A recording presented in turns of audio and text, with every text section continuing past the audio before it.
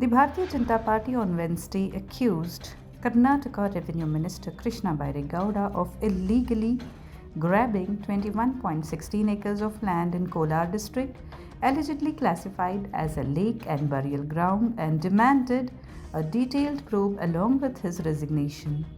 Addressing a press conference in Belgavi, leader of the opposition in the Legislative Council, Chalwadi Narayanaswamy, claimed that the disputed land is located in Garudapalya village of Narasapura, Hubli in Kolar district.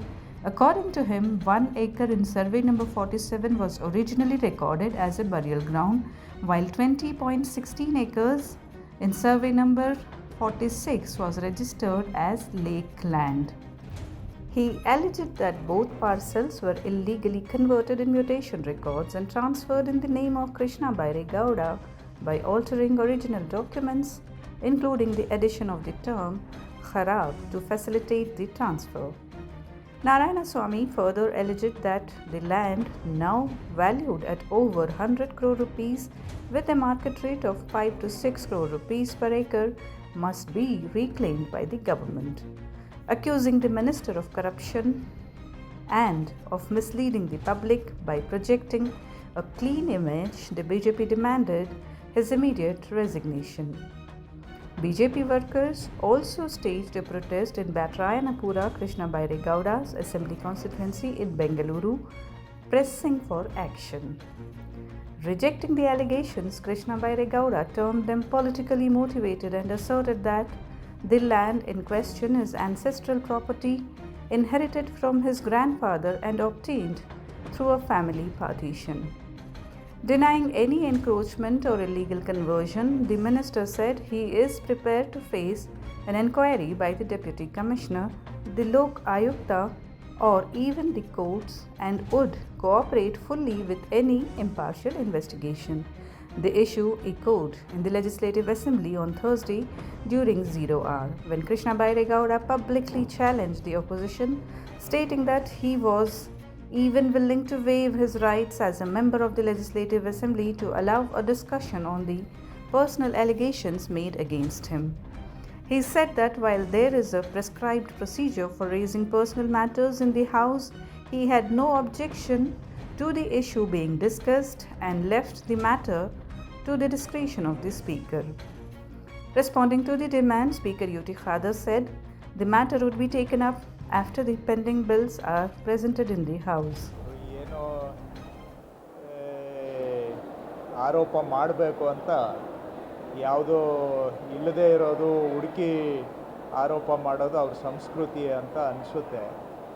ಈ ಗರುಡುಪಾಳ್ಯದ ಜಮೀನೇನಿದೆ ಇದು ನಮ್ಮ ತಾತನವರಿಂದ ಪಿತ್ರಾರ್ಜಿತವಾಗಿ ಬಂದಿರತಕ್ಕಂಥ ಆಸ್ತಿ. ನಮ್ಮ ತಾತನವರು ಅವರಿಂದ ಅವರ ಮಕ್ಕಳು, ನಮ್ಮ ತಂದೆ, ನಮ್ಮ ಚಿಕ್ಕಪ್ಪಂದಿರು, ಅವರಿಂದ ನಂತರ ನಮಗೆ ವಿಭಾಗದ ಮುಖಾಂತರ ಬಂದಿರತಕ್ಕಂತಹ ಆಸ್ತಿ ಇದು.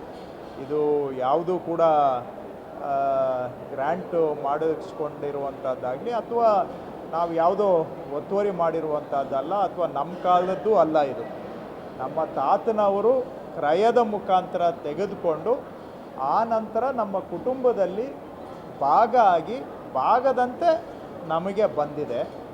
ಹಿಂದೆ ಏನಾಗಿದೆ ಅನ್ನೋದು ಬೇಕಾದರೆ ಯಾರಾದರೂ ಚೆಕ್ ಮಾಡಲಿ. ಇದು ನಮಗೆ ನಮ್ಮ ತಾತ ಅವರು ಖರೀದಿ ಮಾಡಿದ ಜಾಗ ಹೌದಾ ಅಲ್ವಾ, ಅದರ ಮುಖಾಂತರ ವಿಭಾಗ ಆಗಿ ನಮಗೆ ಬಂದಿರೋದು ಹೌದಾ ಅಲ್ವಾ, ಈ ಕಾಲದಲ್ಲಿ ಇದು ಏನಾದರೂ ಆಗಿದೆಯಾ, ಯಾವ ಕಾಲದಲ್ಲಿ ಇದು ನಮ್ಮ ಕುಟುಂಬಕ್ಕೆ ಬಂದಿದ್ದು ಅನ್ನೋದನ್ನು ಬೇಕಾದರೆ ಯಾರು ಬೇಕಾದರೂ ಚೆಕ್ ಮಾಡಲಿ.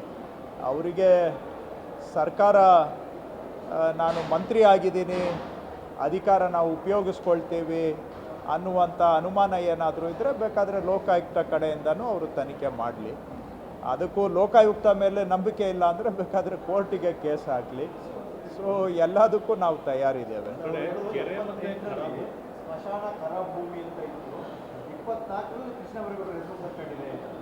78ರಲ್ಲಿ ನಾನು ಹುಟ್ಟಿ ಇನ್ನು ಅವಾಗ 5 ವರ್ಷ ವಯಸ್ಸು.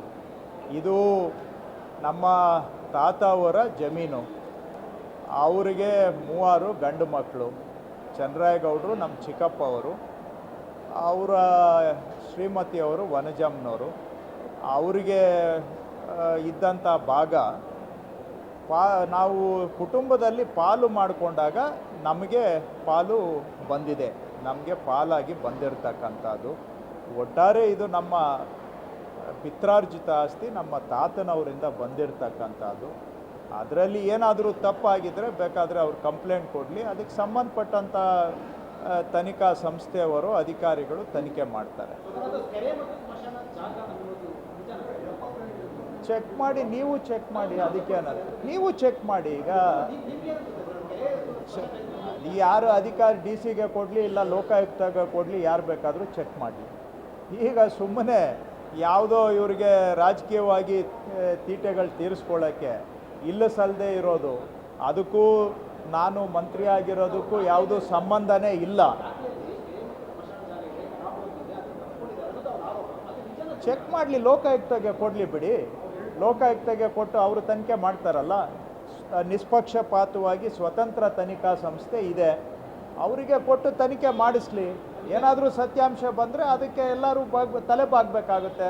ನಾನು ಮಂತ್ರಿ ಆಗಿದ್ದರೂ ಕೂಡ ತಲೆಬಾಗಬೇಕಾಗತ್ತೆ. ಕೊಡಲಿ, ಡಿ ಸಿ ಅವ್ರಿಗೆ ಕೊಟ್ಟು ಎನ್ಕ್ವೈರಿ ಮಾಡೋಕ್ಕೆ ಹೇಳಲಿ, ಡಿ ಸಿ ಅವ್ರು ಮಾಡ್ತಾರೆ. ನಾನು ಯಾಕೆ ಅಂದರೆ ನಾವು ಮಂತ್ರಿ ಆಗಿದ್ಕೊಂಡು ನಾವೇ ತನಿಖೆ ಮಾಡ್ತೀವಿ ಅಂದರೆ ನೀವು ಅದಕ್ಕೂ ಇನ್ನೊಂದು ಥರ ಹೇಳ್ತೀರಾ. ಅದಕ್ಕೆ ನೇರವಾಗಿ ಹಿಂಗೆ ಸುತ್ತಿ ಬಳಸಿ ಯಾಕೆ? ಸ್ವತಂತ್ರ ತನಿಖಾ ಸಂಸ್ಥೆ ಲೋಕಾಯುಕ್ತದವ್ರು ಇದ್ದಾರೆ, ಅವರು ತನಿಖೆ ಮಾಡಲಿ ಅಂತ ಯಾಕೆ ಹೇಳಿದೆ ಅಂದರೆ, ನಾನು ನಿಮಗೆ ಸರ್ಕಾರದಿಂದ ತನಿಖೆ ಮಾಡಿಸ್ತೀನಿ ಅಂದರೆ ನೀವು ಮಂತ್ರಿ ಅಂತ ಹೇಳ್ತೀರಿ. ಯಾಕೆ ಬೇಕು? ಯಾವುದೋ ಪಿತ್ರಾರ್ಜಿತ ಆಸ್ತಿ ಇದು, ಯಾವುದೋ ಕಾಲದಿಂದ ನಮಗೆ ಬಂದಿರೋದು. ನಮ್ಮ ತಾತ ಅವರು ಖರೀದಿ ಮಾಡಿ ಅವರಿಂದ ನಮಗೆ ಭಾಗವಾಗಿ ಬಂದಿರತಕ್ಕಂಥ ಜಮೀನು. ಅದರಲ್ಲಿ ತೊಗೊಂಡು ಬಂದ್ಬಿಟ್ಟು ಇವತ್ತು ರಾಜಕೀಯವಾಗಿ ಕೆಸರು ಎರಚಾಟ ಮಾಡೋದು, ಅದನ್ನೇ ಉದ್ಯೋಗ ಮಾಡಿಕೊಂಡು ಇಲ್ಲ ಸಲ್ಲದ ಆರೋಪಗಳನ್ನು ಮಾಡೋದು. ಕೆಲವ್ರಿಗೆ ಅದು ವೃತ್ತಿನೂ ಇರ್ಬೋದು, ಅಭ್ಯಾಸನೂ ಇರ್ಬೋದು, ಅದು ಅವ್ರ ಕೆಲಸ. ಅದಕ್ಕಾಗಿಯೇ ಸ್ವತಂತ್ರ ತನಿಖಾ ಸಂಸ್ಥೆಗಳಿದ್ದಾವೆ, ತನಿಖೆ ಮಾಡಲಿ. ಕಾನೂನು ಪ್ರಕಾರ ನಾನು ನಡ್ಕೋಬೇಕು, ಮತ್ತೊಬ್ಬರು ನಡ್ಕೋಬೇಕು, ಅದಕ್ಕೆ ನಾವು ತಲೆಬಾಗ್ತೇವೆ. ತನಿಖೆ ಮಾಡಲಿ. ಈಗ ನಾನೇ ಯಾಕೆ ಸಫಾಯಿ ಕೊಡಬೇಕು? ಯಾರಾದರೂ ತನಿಖೆ ಮಾಡಿ ಅದರ ಸತ್ಯಾಸತ್ಯತೆ ಏನಿದೆ ಅನ್ನೋದು ಅವ್ರು ಹೇಳಲಿ. ನಾನು ಯಾಕೆ? ನಾನು ಮಂತ್ರಿ ಆಗಿದ್ಕೊಂಡು, ಅದು ಕಂದಾಯ ಇಲಾಖೆ ಮಂತ್ರಿ ಆಗಿದ್ಕೊಂಡು ಅದು ಸರಿ ತಪ್ಪು ಅಂತ ನಂದು ವಿಷಯದಲ್ಲಿ ನಾನೇ ಹೇಳೋದಕ್ಕಿಂತ ಬೇರೆಯವ್ರು ಯಾರಾದರೂ ಹೇಳಲಿ, ಕೊಡಲಿ, ಅಲ್ಲಿಗೆ ದೂರು ಕೊಟ್ಟು ತನಿಖೆ ಮಾಡಿಸ್ಲಿ. ಆ ತನಿಖೆಗೆ ನಾವು ಸಹಕಾರ ಮಾಡ್ತೇವೆ. ಸರ್, ಕೆರೆ ಜಮೀನು ಮತ್ತು ಆ ಸಮಾಧಿಯ ಜಮೀನುಗಳನ್ನು ಯಾರೇ ಆಗಲಿ, ಯಾರು ತಾತ ಆಗಲಿ, ಬೇರೆ ಯಾರಾಗಲಿ ಅದನ್ನು ತೆಗೆದುಕೊಳ್ಳಲಿಕ್ಕೆ ಕಾನೂನು ಅವಕಾಶ ಇದೆಯಾ ಅಂತ ಒಂದು ಲೀಗಲ್ ಕೊಡ್ತಾರೆ. ತನಿಖೆ ಮಾಡಲಿ, ಆಮೇಲೆ ತಾನೇ ಪ್ರಶ್ನೆ. ಅವ್ರು ಏನು ಬೇಕೋ ಹೇಳ್ತಾರೆ. ಆರೋಪ ಮಾಡೋರ್ಗೇನು ಯಾವುದೋ ಇಲ್ಲಿಂದ ಅಲ್ಲಿಗೆ ಹಾಕಿ ಅಲ್ಲಿಂದ ಇಲ್ಲಿಗೆ ಹಾಕಿ ಇರೋದು ಇಲ್ಲದೆ ಇರೋದು ಎಲ್ಲ ಸೇರಿಸಿ ಆರೋಪ ಮಾಡ್ತಾರೆ. ಆರೋಪ ಮಾಡೋರಿಗೆ ಏನು ಬೇಕಾದರೂ ಆರೋಪ ಮಾಡ್ಬೋದು. ಆರೋಪ ಮಾಡೋರಿಗೆ ಯಾವುದು ಕಾನೂನು ಇಲ್ಲ. ಆದರೆ ತನಿಖೆ ಮಾಡಬೇಕಾದಾಗ ಎಲ್ಲ ಕಾನೂನುಗಳು ಕೂಡ ಬರ್ತದೆ. ತನಿಖೆ ಮಾಡ್ತಕ್ಕಂಥವ್ರು ಹಿಂದೆ ಏನು ನಂತರ ಏನು ಎಲ್ಲವನ್ನು ತನಿಖೆ ಮಾಡ್ತಾರೆ. ಅದಕ್ಕಾಗಿ ನಾನು ಹೇಳೋದು ಸ್ವತಂತ್ರವಾಗಿ ತನಿಖೆ ಆಗಲಿ ಅಂತ. ದಾಖಲೆ ಬಿಡುಗಡೆ ಮಾಡಿದ್ದಾರೆ ಸರ್, ಅದರಲ್ಲಿ ಕೆರೆ ಅಂತ ಬರೆದಿರೋದನ್ನ ಗೀಚಿರೋಂಥದ್ದು ಕೈ ಇನ್ನೊಂದು ಪ್ರಿಂಟೆಡ್ ಫಾರ್ಮ್ ನೋಡಿ. ಕೈ ಬರಹ ಪಾಣಿ ಇದ್ದಿದ್ದು 2000 ಇಸ್ವಿಗೆ ಮೊದಲು, 2000 ಇಸ್ವಿಗಿಂತ ಮೊದಲು ಕೈ ಬರಹ ಪಾಣಿ ಇದ್ದಿದ್ದು. ಸೊ ಆವಾಗ ಏನಾಗಿದೆ ಅನ್ನೋದು ಕೂಡ ದಾಖಲೆಗಳು ತೆಗೆದು ನೋಡಬೇಕು. ದಾಖಲೆ ತೆಗೆದು ನೋಡಿದ ಮೇಲೆ ಗೊತ್ತಾಗುತ್ತೆ ಏನಾಗಿದೆ, ಏನು ಸರಿಯಾಗಿದೆಯಾ ತಪ್ಪಾಗಿದೆಯಾ, ಎಲ್ಲವೂ ತನಿಖೆ ಆಗಲಿ ಅಂತ ಹೇಳ್ತಾ ಇದ್ದೀನಿ ಅಷ್ಟೇ. ನಾನು ಯಾವುದು ನಾವು ಅದಕ್ಕೆ ತನಿಖೆಗೆ ನಾವು ಯಾಕೆ ಎರಡನೇ ಬಾರಿ ಯೋಚನೆ ಮಾಡಬೇಕು, ಸೆಕೆಂಡು ಯೋಚನೆ ಮಾಡೋದು ಯಾಕೆ? ಏನಿದ್ರೆ ಅದು ತನಿಖೆ ಆಗಲಿ. ಕಾನೂನು ನಮಗೆಲ್ಲರಿಗೂ ಮೇಲೆ ಇರ್ತಕ್ಕಂಥದ್ದು, ಕಾನೂನು ಕೆಳಗೆ ನಾವಿರೋರು. ಕಾನೂನು ಪ್ರಕಾರ ಏನೇ ಇದ್ದರೂ ಅದಕ್ಕೆ ನಾವು ತಲೆಬಾಗ್ತೇವೆ ಅಷ್ಟೇ. ನಮ್ಮ ಸ್ಟ್ಯಾಂಡ್ ತನಿಖೆ ಆಗಲಿ ಅಂತ ಅಷ್ಟೇ ಹೇಳ್ತಾ ಇದ್ದೇವೆ. ಆರೋಪ ಮಾಡಿದರೆ ಅದನ್ನು ಅವರು ಕೊಡಲಿ, ಬೇಕಾದರೆ ಲೋಕಾಯುಕ್ತ ಕೊಟ್ಟು ಅವ್ರ ಕಡೆಯಿಂದ ತನಿಖೆ ಮಾಡಿಸಿ ಏನು ಲೋಕಾಯುಕ್ತ ಡೈರೆಕ್ಷನ್ ಕೊಡ್ತಾರೆ ನಾವು ತಲೆಬಾಗ್ತೇವೆ. ಅದಕ್ಕೆ ಮತ್ತೊಂದು ಎರಡನೇ ವಿಷಯನೇ ಇಲ್ಲ ಅದರಲ್ಲಿ ಅಷ್ಟೇ.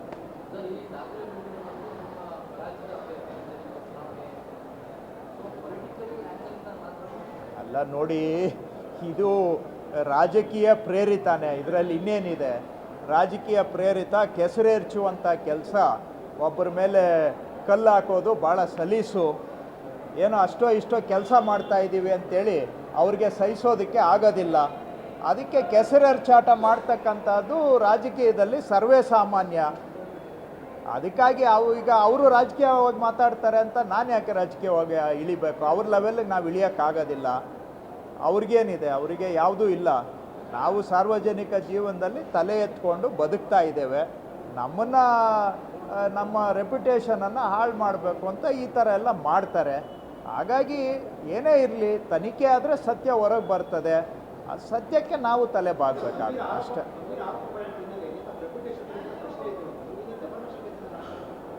ನೋಡಿ, ರಾಜಕೀಯದಲ್ಲಿ ಇಂಥವು ಆರೋಪಗಳು ಬರ್ತಾ ಇರ್ತವೆ. ಆ ಮಟ್ಟಕ್ಕೆ ಈಗ ಸತ್ಯ ಹೊರಗೆ ಬರಲಿ, ಆಮೇಲೆ ಉಳಿದಿದ್ದು ಮಾತಾಡೋಣ. ಡೆಫಮೇಷನ್ ಹೌದಾ ಇಲ್ಲವಾ? ನೋಡಿ, ಸಾರ್ವಜನಿಕ ಜೀವನದಲ್ಲಿ ಜನಕ್ಕೆ ಸತ್ಯ ಗೊತ್ತಾಗಬೇಕು. ನಮ್ಮದು ಗೊತ್ತಾಗಬೇಕು, ಇನ್ನೊಬ್ಬರದು ಗೊತ್ತಾಗಬೇಕು. ಆ ಸತ್ಯ ಹೊರಗಡೆ ಬರಲಿ, ಆಮೇಲೆ ಸತ್ಯನೇ ಎಲ್ಲ ಪ್ರಶ್ನೆಗಳಿಗೆ ಉತ್ತರ ಕೊಡುತ್ತೆ ಅಂತ ನಾನು ನಂಬಿದ್ದೇನೆ. ಅಷ್ಟಕ್ಕೆ ನಾನು ಸ್ಟಿಕ್ ಆಗ್ತೇನೆ ಅಷ್ಟೇ. ಈಗ ತಾವೇನಾದರೂ ಈಗ ದಾಖಲೆಗಳನ್ನೆಲ್ಲ ನೀವು ಹಳೆ ದಾಖಲೆಗಳನ್ನು ತೆಗೆಸಿ ತಾವೇನಾದರೂ ಖುದ್ದಾಗಿ ಪರಿಶೀಲನೆ ಮಾಡ್ತೀರಾ? ನಾನು ಚೆಕ್ ಮಾಡಿ ನೋಡ್ತೇನೆ. ನೋಡೋಣ, ಚೆಕ್ ಮಾಡಿ ನೋಡ್ತೇನೆ. ಈಗ ಅದೇ ಮತ್ತೆ ನಾನು ಅಧಿಕಾರಿಗಳಿಗೆ ಸೂಚನೆ ಕೊಟ್ಟರೆ ನೀವು ಅದೇ ಹೇಳ್ತೀರಾ. ನೀವೇ ಸೂಚನೆ ಕೊಟ್ಟು ನಿಮ್ಮನ್ನೇ ತನಿಖೆ ಮಾಡಿ ಅಂದರೆ ಎಷ್ಟು ಮಟ್ಟಿಗೆ ಆಗುತ್ತೆ ಅಂತ ನೀವೇ ಹೇಳ್ತೀರಾ. ಅದಕ್ಕೋಸ್ಕರ ಆ ಲೈನ್ಗೆ ಹೋಗಲಿಲ್ಲ ನಾನು. ಅದನ್ನು ನಾನೇ ಬಿಟ್ಬಿಟ್ಟೆ. ಯಾಕಂದರೆ ನಾನು ಹಂಗೆ ಹೇಳಿದರೆ ಇಮಿಡಿಯೇಟ್ಲಿ ನೀವು ಹಿಂಗೆ ಹೇಳ್ತೀರಿ. ಅದಕ್ಕೋಸ್ಕರ ಆ ವಿಷಯನೇ ಬೇಡ ಅಂತ ಅಷ್ಟೇ. ಅದಕ್ಕೆ ಅಲ್ಲ, ನೀವು ಹೇಳೋದು ಸರಿನೇ. ಅದಕ್ಕೆ ಆ ಲೈನೇ ಬೇಡ, ಇಂಡಿಪೆಂಡೆಂಟ್ ಸಂಸ್ಥೆಯವರು ಮಾಡಲಿ ಅಂತ ನಾನು ಅದಕ್ಕೆ ಸ್ಟ್ರೈಟ್ ಅಲ್ಲಿಗೆ ಹೋಗಿದ್ದು. ಇಲ್ಲಿಗೆ ಹೋಗಿ ಅಲ್ಲಿಗೆ ಬರೋದಕ್ಕಿಂತ ನಾನು ಯಾಕೆ ಕೊಡ್ಬೇಕು ಸ್ವಾಮಿ? ನಾವು ನಮ್ಮ ಪಿತ್ರಾರ್ಜಿತವಾಗಿ ನಮಗೆ ಬಂದಿರೋ ಆಸ್ತಿ ಸುಮ್ಮನೆ ನಾನೇ ಹೋಗಿ ಎದ್ದು ಬಿದ್ದು ಹೋಗಿ ಇದು ಮೈ ಪರ್ಚ್ಕೊಳ್ಳೋದು ನಮಗೆ ಯಾಕೆ? ಅವ್ರು ಏನೋ ಪಾಪ ಭಾಳ ಏನೋ ಇದರಲ್ಲಿ ಏನೋ ಮಾಡಿಬಿಟ್ಟಿದ್ದೀವಿ ಅಂತ. ಯಾವಾಗೋ ನೀವು 78ನೇ ಇಸ್ವಿ ಅಂತ ಹೇಳ್ತೀರಾ. 78ನೇ ಇಸ್ವಿಯಲ್ಲಿ ನನಗೆ 5 ವರ್ಷ ವಯಸ್ಸು. 5 ವರ್ಷ ವಯಸ್ಸು ನನಗೆ. 2000 ಇಸ್ವಿ ಅಂತ ಹೇಳ್ತೀರಾ. 2000 ಇಸ್ವಿಯಲ್ಲಿ ನಾನು ಈ ದೇಶದಲ್ಲಿ ಇರಲಿಲ್ಲ. ಹಿಂಗೆಲ್ಲ ಇದೆ. ಸೊ ಹಾಗಾಗಿ ಇವಾಗ ಅದನ್ನೆಲ್ಲ ಹುಡುಕೊಂಡು ಬಂದು ನನ್ನ ಮೇಲೆ ಕೆಸರು ಎರಚೋಕ್ಕೆ ಏನೇನೋ ಮಾಡ್ತಾರೆ. ರಾಜಕೀಯದಲ್ಲಿ ಒಂದು ಘನತೆ, ಗೌರವ ಒಂದು ಇರಬೇಕು, ಒಂದು ಲೆವೆಲ್ಗೆ ಮೇಲೆ ಇರಬೇಕು. ಆದರೆ ಅವರು ಅದಕ್ಕಿಂತ ಕೆಳಗಡೆ ಹೋಗ್ತೀವಿ ಅಂತ ಹೇಳಿದರೆ ಹೋಗಬಾರ್ದು ಅಂತ ನಾವು ಹೇಳೋಕ್ಕಾಗುತ್ತಾ? ಅವ್ರ ಕೆಲಸ ಅವ್ರು ಮಾಡ್ತಾರೆ, ನಮ್ಮ ಕೆಲಸ ನಾವು ಮಾಡ್ತೀವಿ. ಕಾನೂನು, ಸತ್ಯ ಎಲ್ಲದಕ್ಕೂ ಉತ್ತರ ಕೊಡುತ್ತೆ. ವಿಧಾನ ಪರಿಷತ್ನ ನಾಯಕರಾದಂಥ ಚಲವಾದಿ ನಾರಾಯಣಸ್ವಾಮಿಯವರು ಮತ್ತು ನಮ್ಮ ಮುಖ್ಯ ಸಚೇತಕರಾದಂಥ ರವಿಕುಮಾರ್ ಜಿ ಅವರು ಈಗಾಗಲೇ ಪ್ರಸ್ತಾಪ ಮಾಡಿದರು. ಯಾವ ವೈಟ್ ಕಾಲರ್ ರಾಜಕಾರಣಿ ಭ್ರಷ್ಟಾಚಾರ ಇಲ್ಲ ಅಂತ ಹೇಳ್ಕೊಂಡು ಓಡಾಡ್ತಾ ಇರ್ತಕ್ಕಂಥ ಕಂದಾಯ ಸಚಿವರು ಇವತ್ತು 106 ಕೋಟಿ ಬೆಲೆ ಬಾಳ್ತಕ್ಕಂಥ ಸರ್ಕಾರಿ ಜಮೀನನ್ನು ನಕಲಿ ದಾಖಲೆಗಳನ್ನು ಸೃಷ್ಟಿ ಮಾಡಿ ಅವರ ಹೆಸರಿಗೆ ಖಾತೆಯನ್ನು ಮಾಡಿಸ್ಕೊಂಡಿದ್ದಾರೆ. ಯಾವ ಮೂಲ ದಾಖಲೆಗಳಲ್ಲಿ ಸ್ಮಶಾನ ಅಂತಿದೆ, ಯಾವ ಮೂಲ ದಾಖಲೆಗಳಲ್ಲಿ ಕೆರೆ ಮತ್ತು ಖರಾಬ್ ಅಂತಿದೆ, ಈ ಜಾಗಗಳಿಗೆ ಸಂಬಂಧಪಟ್ಟಂಥ ದಾಖಲೆಗಳನ್ನು ತಿದ್ದುಪಡಿ ಮಾಡಿ 2001 ಮತ್ತು 2002ರ ಇಮಾಮ್ತಿ ಆಕ್ಟ್ ಅಂತೇಳಿ ಯಾವುದೋ ಒಂದು ಪೇಪರನ್ನು ಸೃಷ್ಟಿ ಮಾಡಿ, ಒಂದು ಮಾನ್ಯ ಕಂದಾಯ ಸಚಿವರಿಗೆ ಅರಿವಿದೆಯೋ ಇಲ್ಲೋ ಗೊತ್ತಿಲ್ಲ, ಯಾವುದೇ ಸ್ಮಶಾನದ ಜಾಗವನ್ನು ಮತ್ತು ಸರ್ಕಾರಿ ಕೆರೆಯನ್ನು ಯಾವುದೇ ವ್ಯಕ್ತಿಗಳಿಗೆ ಯಾವುದೇ ಅಧಿಕಾರಿ ಮಂಜೂರು ಮಾಡೋಕ್ಕೆ ಅಧಿಕಾರ ಇರಲ್ಲ. ಆದರೆ ಇವತ್ತು ಫೋರ್ಜರಿ ದಾಖಲೆಗಳನ್ನು ನಿರ್ಮಾಣ ಮಾಡಿ ಸರ್ಕಾರಿ ಕೆರೆಯನ್ನು ಮತ್ತು ಸರ್ಕಾರಿ ಸ್ಮಶಾನವನ್ನು ತನ್ನ ಕುಟುಂಬದ ಹೆಸರಿಗೆ ಬಂದಂತೆ ಮಾಡಿ ಇವತ್ತು ಅವರ ಹೆಸರಿಗೆ ಜಂಟಿಯಾಗಿ ಸುಮಾರು 20 ಎಕರೆ 16 ಕುಂಟೆ ಒಂದು ಜಾಗ ಮತ್ತು 1 ಎಕರೆ ಜಾಗವನ್ನು ಇವತ್ತು ಅಕ್ರಮವಾಗಿ ಅವರ ಹೆಸರಿಗೆ ಆ ಖಾತೆಯನ್ನು ಮಾಡ್ಕೊಂಡಿದ್ದಾರೆ. ಯಾವ ಖರಾಬ್ ಜಮೀನನ್ನು ಯಾರಿಗೂ ಕೊಡೋಕ್ಕಾಗಲ್ಲ ಅಂತ ಇದೇ ಕಂದಾಯ ಮಂತ್ರಿಗಳು ರಾಜ್ಯಾದ್ಯಂತ ಹೇಳ್ತಾ ಇದ್ರು. ಪ್ರತಿ ತಿಂಗಳು ಕೂಡ ನಾವು ರಾಜ್ಯಾದ್ಯಂತ ಸರ್ಕಾರಿ ಭೂಮಿಯನ್ನು ಉಳಿಸ್ತಕ್ಕಂಥ ಆಂದೋಲನ ಮಾಡ್ತಾ ಇದ್ದೀವಿ ಅಂತ ಮಾಧ್ಯಮಗಳಿಗೆ ಹೇಳಿಕೆಗಳನ್ನು ಕೊಟ್ಟು ಅಲ್ಲೋ ಇಲ್ಲೋ ಒಂದೊಂದು ಪ್ರಕರಣಗಳನ್ನು ಮಾಧ್ಯಮಗಳ ಮುಂದೆ ತೋರಿಸಿ ನಾನೊಬ್ಬ ಸರ್ಕಾರದ ಕೆಲಸವನ್ನು ಮಾಡ್ತಕ್ಕಂಥ ನಿಯತ್ತಿನ ಮನುಷ್ಯ ಅಂತ ಪ್ರೊಜೆಕ್ಟ್ ಮಾಡ್ಕೊಳ್ಳೋಕೆ ಹೊರಟಿದ್ರು. ಇವತ್ತು ಅವರ ನಿಯತ್ತೇನು ಅನ್ನೋದು ಇವತ್ತು ಹೊರಗೆ ಬಂದಿದೆ. ಸರ್ಕಾರಿ ಅಧಿಕಾರಿಗಳನ್ನು ಯಾವ ರೀತಿ ದುರ್ಬಳಕೆ ಮಾಡ್ಕೊಂಡು ಇವತ್ತೊಂದು 30 ಪಾರ್ಟಿ ಸೈಟ್ ಇದ್ದರೆ ಅವನು ಎ ಖಾತೆಯಿಂದ ಈ ಖಾತೆ ಮಾಡ್ಕೋಬೇಕಾದ್ರೆ ಒಂದು ಸ್ಪೆಲ್ಲಿಂಗ್ ಮಿಸ್ಟೇಕ್ ಇದ್ದರೆ ಮಾಡಲ್ಲ. ಇವ್ರದೇ ಅಧಿಕಾರಿಗಳು, ಕಂದಾಯ ಅಧಿಕಾರಿಗಳು ಒಂದು ಸಣ್ಣ ಸ್ಪೆಲ್ಲಿಂಗ್ ಮಿಸ್ಟೇಕ್ ಇದ್ದರೆ ಒಂದು 30 ಪಾರ್ಟಿ ಸೈಟ್ ಕೂಡ ಚೇಂಜ್ ಮಾಡಲ್ಲ. ಅಂಥದ್ದು ಮೂಲ ದಾಖಲಾತಿಗಳೇ ಇಲ್ಲದೆ 20 ಎಕರೆ 20 ಎಕರೆ 16 ಕುಂಟೆಯನ್ನು 1 ಎಕರೆಯನ್ನು ಯಾವ ಆಧಾರದ ಮೇಲೆ ಇವ್ರ ಹೆಸರಿಗೆ ಬಂತು? ಅದು ಕಳೆದ ವರ್ಷ ಇವ್ರ ಹೆಸರಿಗೆ ಅದಾಗಿದೆ. ಹಂಗಿದ್ರೆ ಮಾನ್ಯ ಕಂದಾಯ ಸಚಿವರು ಯಾವ ರೀತಿಯಾದಂಥ ಪ್ರಭಾವವನ್ನು ಬಳಸಿದ್ರು? ಕಂದಾಯ ಸಚಿವರು ಇವತ್ತು ಕಂದಾಯ ಅಧಿಕಾರಿಗಳನ್ನು ಬಳಸ್ಕೊಂಡು ತನಗೆ ಬೇಕಾದಾಗೆ ಜಮೀನುಗಳನ್ನು ದಾಖಲೆಗಳನ್ನು ತಿದ್ದುಪಡಿ ಮಾಡ್ಕೊಳ್ತಾರೆ ಅಂದರೆ ಆ ಜಾಗದಲ್ಲಿ ಇರೋಕ್ಕೆ ಅವ್ರಿಗೆ ಯೋಗ್ಯತೆ ಇದೆಯಾ, ಅರ್ಹತೆ ಇದೆಯಾ? ಅದಕ್ಕಾಗಿ ಇವತ್ತು ನಾವೊಂದು ಆಗ್ರಹವನ್ನು ಮಾಡ್ತೇವೆ ರಾಜ್ಯದ ಮಾನ್ಯ ಮುಖ್ಯಮಂತ್ರಿಗಳಲ್ಲಿ.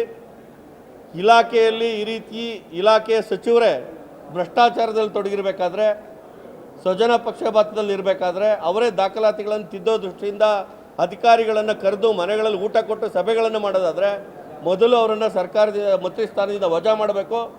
ನೈತಿಕತೆ ಇದ್ದರೆ ಮಾನ್ಯ ಕೃಷ್ಣ ಬೈರೇಗೌಡರು ತಕ್ಷಣ ರಾಜೀನಾಮೆ ಕೊಡಬೇಕು ಅಂತಕ್ಕಂಥ ಆಗ್ರಹವನ್ನು ಮಾಡ್ತಾ, ಅವರು ರಾಜೀನಾಮೆ ಕೊಡಲೇಬೇಕು. ಅದಕ್ಕೆ ಮುಂದಿನ ಹಂತದಲ್ಲಿ ಕಾನೂನಾತ್ಮಕ ಹೋರಾಟವನ್ನು ಕೂಡ ನಾವು ಮಾಡ್ತೇವೆ.